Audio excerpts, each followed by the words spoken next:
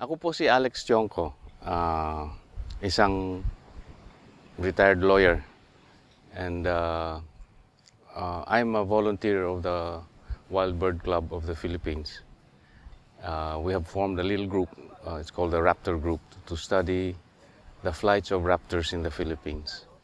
All the other Asian nations, China, Korea, Japan, Taiwan, Indonesia, South, have information about migration of raptors. They have been monitoring that for at least 10 years. At least 10 years. And we have none. We have 1 or 2 days in Tanay. We used to have 1 or 2 days in Tanay. And we don't know, other than Tanay then, we didn't know where they passed. And we took it upon ourselves, Tere and I, and a small group, sina Trinket, sina Adri, Nikki, and Jude, June, kasi sayang lang, wala na si June dito, June Osano. As a matter of fact, Vincent Lau, Jude, and Adri, they were the first, and June Osano, they were the first to go to Sanchez Mira to investigate the hunting. Because there was a blog on the hunting there, and they said, we must investigate. And they did.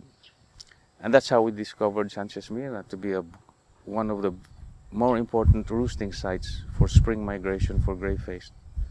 There must be more, but that is one. And from there, we found out that the raptors go, instead of going north na to Fuga Island, they travel west. And so that year, after Jude's visit, we went to Claveria, we went to Santa Praxedis, and the pathway ended here. For 2 years we've been doing that. The pathway ended here. On the third year, which was last year, Tere and I decided to look for where they go from here. We went south. We didn't see them. We went further south. Wala na talaga. So we worked our way back north. When we got to Palawi, with last year with Felix Herbita, he said, they don't seem to be coming here. They just pop up from this mountain and then head further up and disappear. So I said, it must be just in Tanshan, because just the mountain, that's the Palemlem, the highest peak of the Patapat, Calvario Patapat ranges, the highest peak. That's about 1,300 meters high. And so we found this. This was very small then, like dito pa lang kami. And we saw them. They were here. The first big sighting was with Michael, because we were then already coordinating with Northwestern University, Doc Pete, Dennis, Tere and I. We watched, on that day, we watched about 1,300.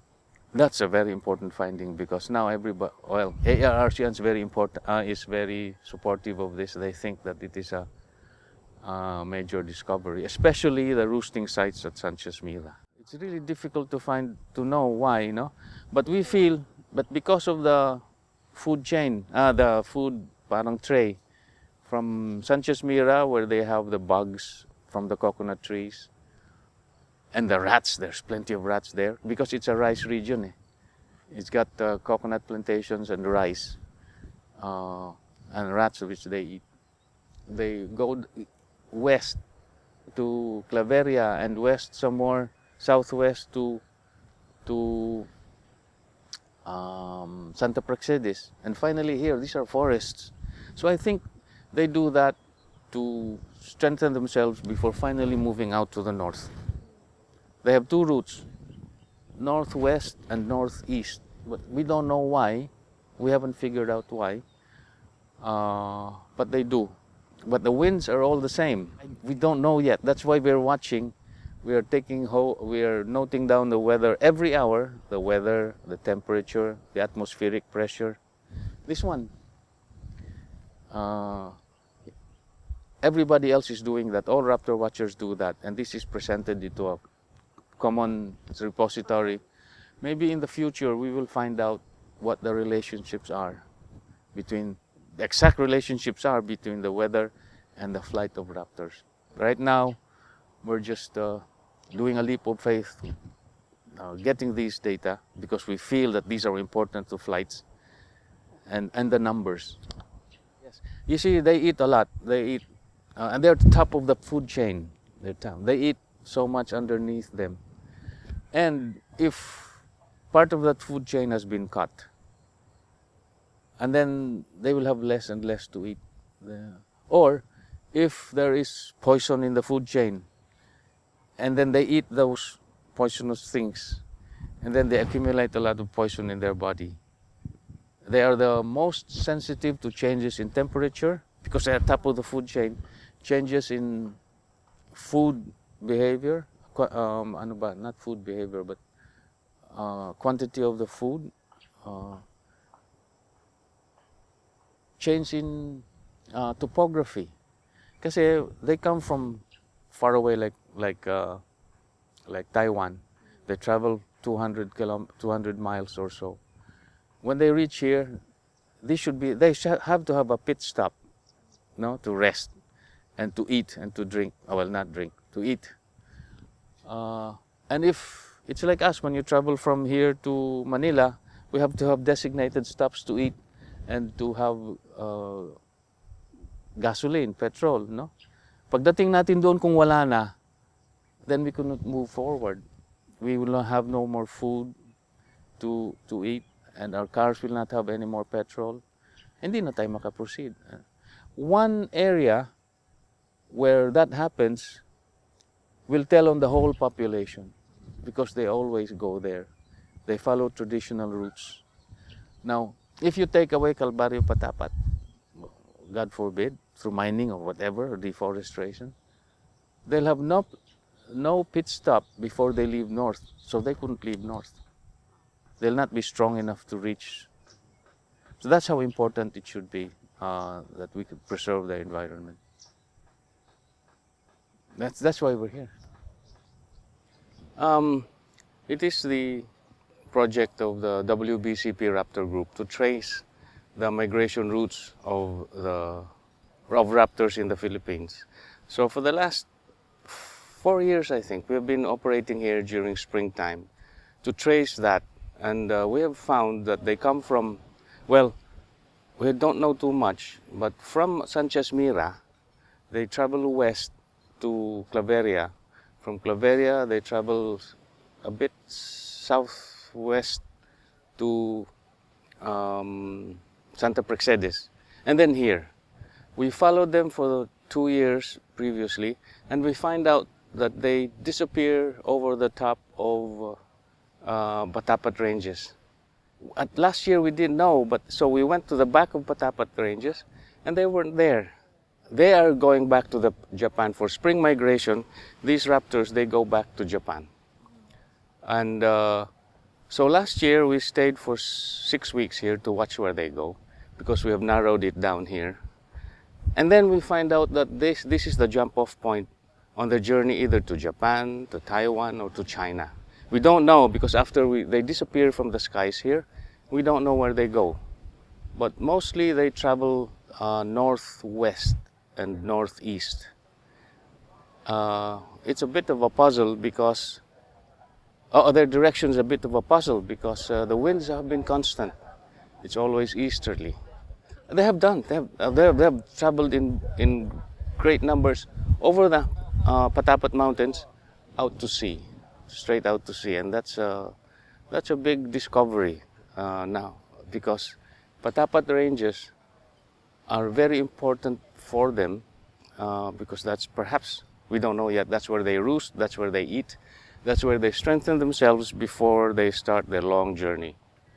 And well, maybe if the landfall is Taiwan, that would be easily over 200 kilometers flying. We are happy for that, and we hope it stays that way. Otherwise, they would not have any food to sustain them in their long journey. We're happy to keep it that way. I hope Calvario Patapat ranges are kept that way. And all the ranges between here and Claveria, and those we will discover later on, heading southwards, because these are all very important places.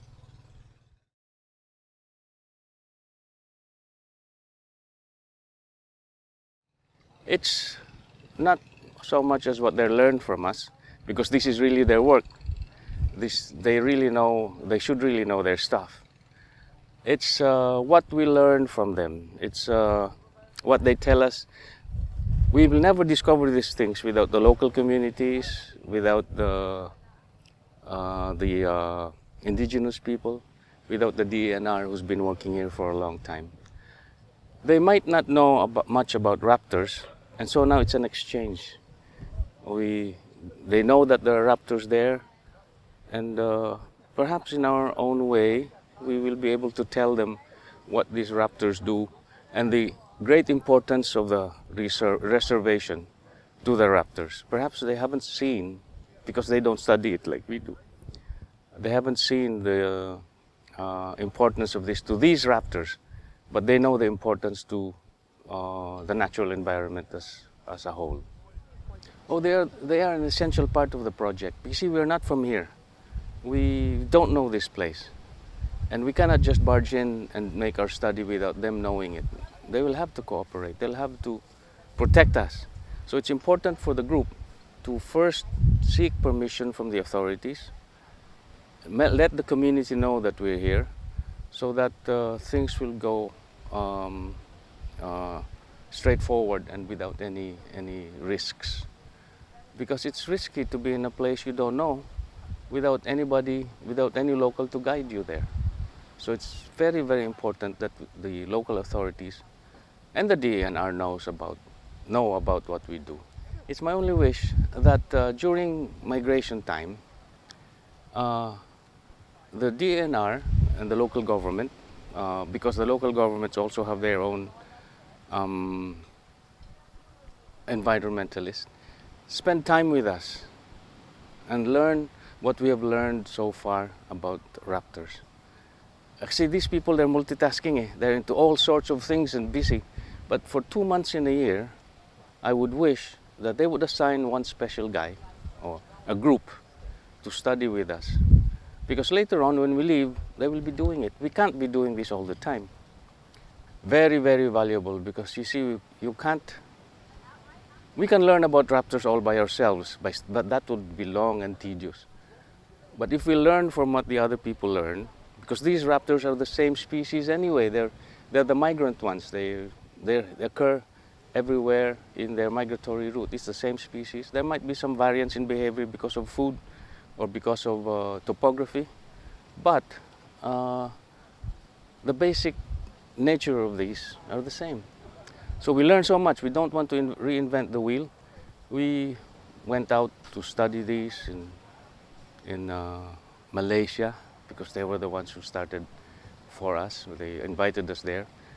Thailand, Taiwan, Japan, Korea, around the region, even as far as India. So this is really an international exchange. And our lecturers here for the seminars are from Japan. And we had lecturers from Mongolia, from Malaysia, Indonesia, Japan, where else? Taiwan. They're just one big happy family. It is our policy to have a partnership with a university in any place where we study. We have one from the Northwestern University, and maybe more later on, because this is just the first project with the university. They have always been invited. They are the first to know, because we get in touch with the main office. And but they don't seem to see the importance of it at the moment, because they're multitasking and they're busy with so many other things. All we ask for, Tere and I, 2 months of that year to come and learn with us. This project cannot be done by just us. We are a pure hobby group and we love studying these. But because of the immensity of the information that is required, the immensity of information that we're getting, and the extent of the analysis of the information that we get, we need to have scientific minds, so we involve universities. And the DNR, because this is their job. My trouble with the DNR, my bit of a problem, it's not really a trouble, is that there is nobody in the office that can come with us for the 2 months that we are here to learn this thing. This happens only 2 months in a year here. And it is my wish that the DNR would send a person, specialized person, to come study with us, and the universities that are with us, to learn and contribute to this building up of information. And that's very, very essential.